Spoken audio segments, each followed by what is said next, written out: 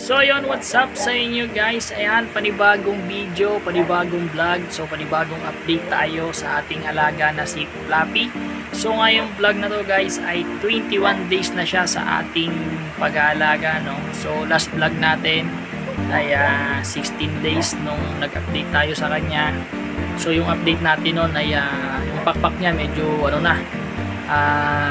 lumalabas na yung kulay at medyo mahaba na rin, kaso medyo marami pang puti-puti, no? Tapos yung buntot niya meron na rin nun maiksi lang na part, no? So ngayon, ayan, panibagong update tayo sa kanya. Ayan, makikita niyo yung magbabago niya from 16 days to 21 days ngayon. So ayan, ipakita na natin siya. So mag-unboxing din tayo ngayon. Ayan, meron akong in-order na ito ay gagamitin din natin sa kanya, no, sa pagde-training. So ayan, unbox din natin mamaya. So ayan, intro na tayo para mapakita ko lang sa inyo si Fluffy. Face in your face.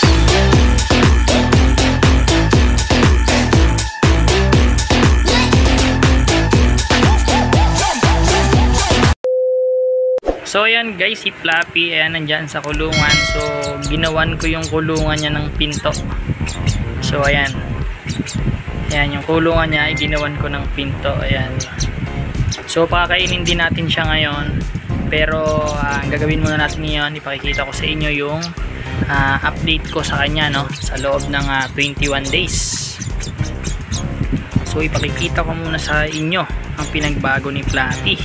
Ayan, ang pinagbago niya guys, nung nakaraan yung buntot niya, ayan, kung makikita niyo yung buntot niya is nagkaroon na ng balahibo yung kanyang buntot. Ayan, kung makikita niyo may balahibo na, kasi yung last update natin sa kanya nung 16 days sa kanya ay wala pang balahibo yan. So ang nakausli lang yan kapirasong kapiraso.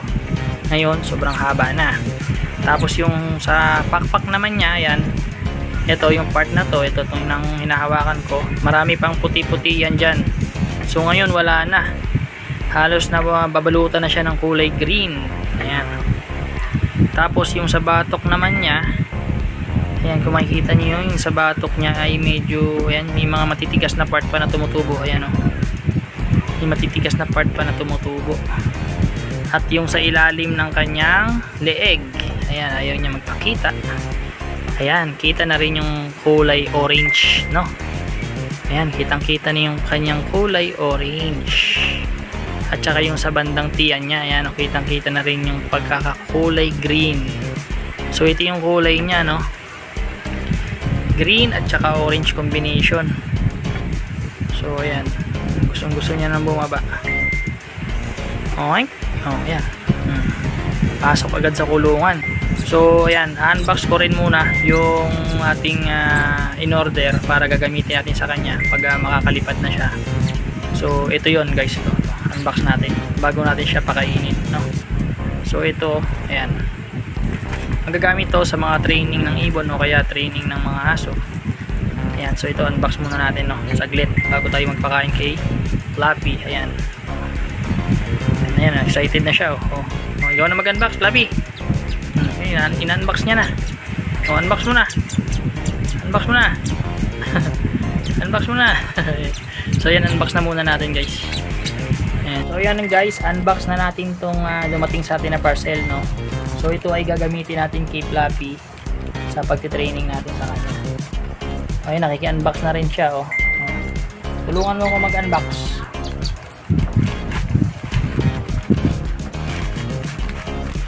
Ayan, nakiki-unbox na rin, oh. Maliit lang to kasi ano lang naman talaga to. Oh, dali, unbox mo. Tulungan mo ako mag-unbox. Tabi.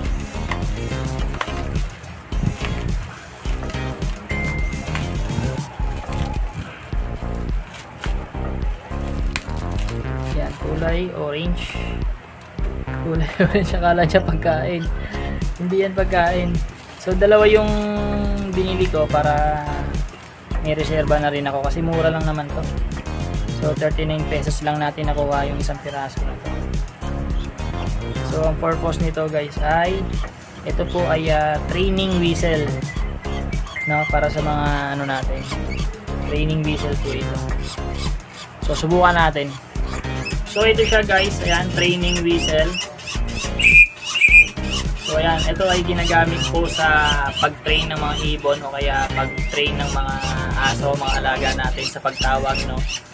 So lagi natin to ipakikita kay Flappy para pag nakita niya pa lang na to at saka marinig niya yung whistle na to, masanay dapat siya sa ganito para kung sakali na kunyari nandun siya sa taas ng puno, hindi niya marinig yung tawag sa pangalan niya.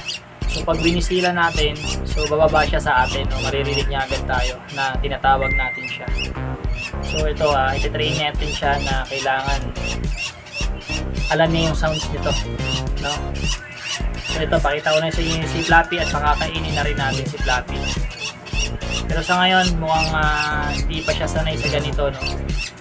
At pag lumipad na siya, ayan, magagamit na natin ito. So yun, pakainin na natin si Flappy guys. Ayan guys, ayan si Flappy. Medyo nag-iingay siya. So nagulat ako nung nilalapit ko tong tali. Sinubukan ko, ayan o, tignan nyo.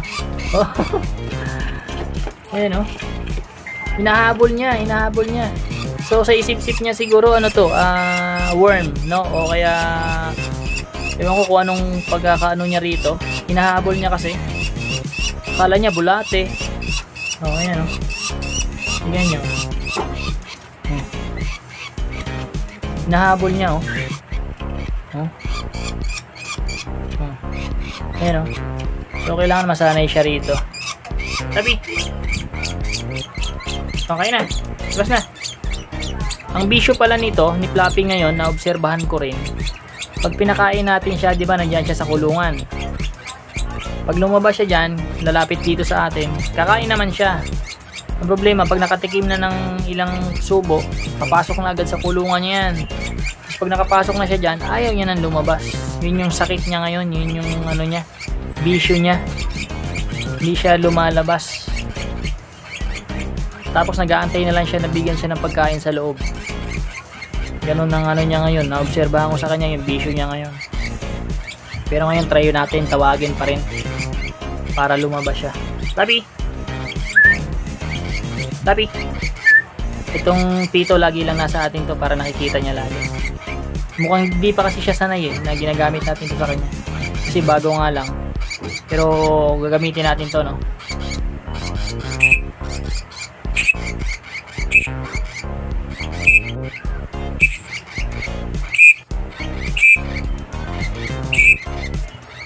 Labi! Labi! Come here! Sige na! Tabi. Come here. Labas na. Yan, pahirapan pa yan bago siya lumabas. Napakatagal pa niyan lumabas. Sige na. Sige na. Tabi.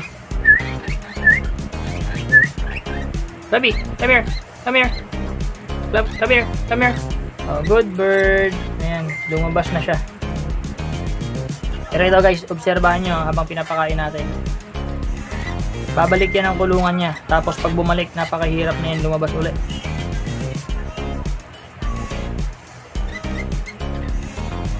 Napakahirap na uli yan na bumalik.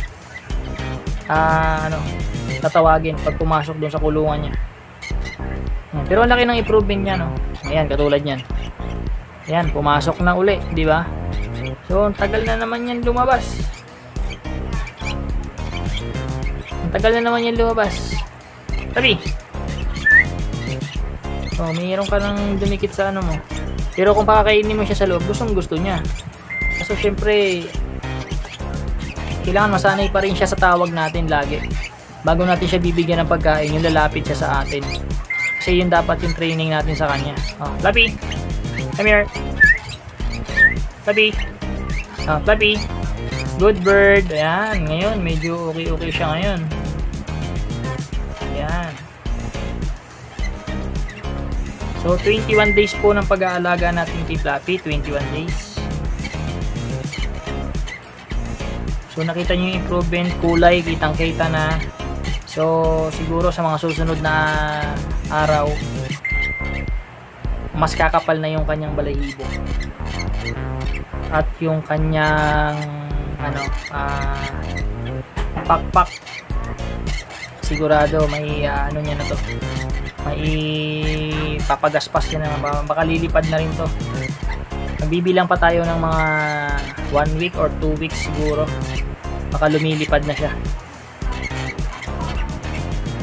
Good bird, good bird, good bird. Oh, come here, come here, come here. Lapit, lapit, come here. Good bird. Ayan o. Tari natin siya, no, sa whistle.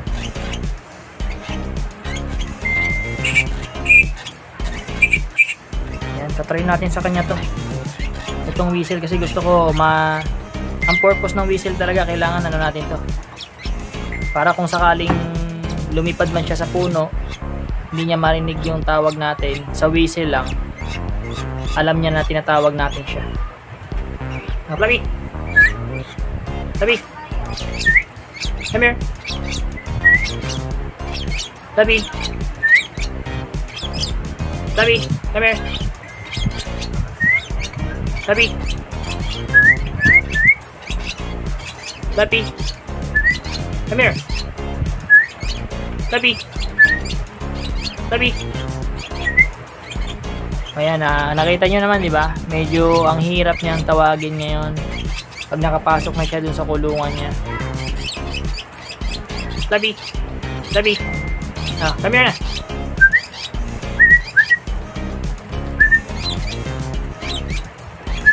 Pero kung naalala nyo yung last vlog natin, yung tinraining natin siya sa mas mahabang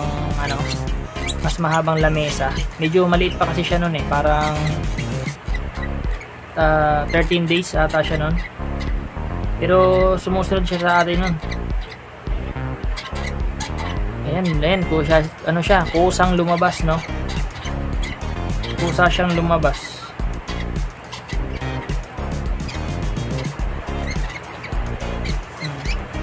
Mula. Ayan, pumasok na naman. Nakita niyo, pumasok na naman ang kanyang kulungan. Tabi, come here. Tabi. So yun guys, hanggang dito na lang muna yung update natin kay Flappy. So ayan. So yung pagkain niya ay hindi niya pa rin naubos, humitira pa. Kasi medyo humina rin talaga siyang kumain. At bukod doon, medyo humirap siyang tawagin ngayon, no? Mas gusto niya na nandun lang siya lagi sa kulungan niya at doon siya kumakain. So ito siya, oh, ayan.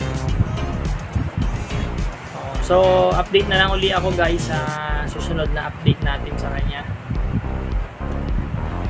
So yan guys, yan, hanggang dito na lang muna yung update natin kay Flappy. Bali yung pagkain niya, hindi niya pa rin naubos, no? So nagbibisyo siya ngayon eh, no? So yung pagkain niya ay humina rin siyang kumain. Bukod sa humina siyang kumain, ang hirap niya rin tawagin ngayon. Ang gusto niya kasi doon lang kumain sa loob ng kulungan niya. So ayan, no? Gusto na naman pumunta ng kulungan niya to kasi tinitignan niya yung kulungan niya. So siguro malapit itong lumipad guys. Malapit na ito. Mga 1 week or 2 weeks lilipad na rin to guys. Kasi ano ba, medyo kinokompleto niya pa yung kanyang pakpak. So yan. So yan, maraming salamat sa pagsama niyo hanggang sa dulo ng video na to guys. Ayan. Update na lang ako ulit dito sa ating alagang ibon. So yun, thank you for watching guys, and God bless you all guys. Yan, bye bye.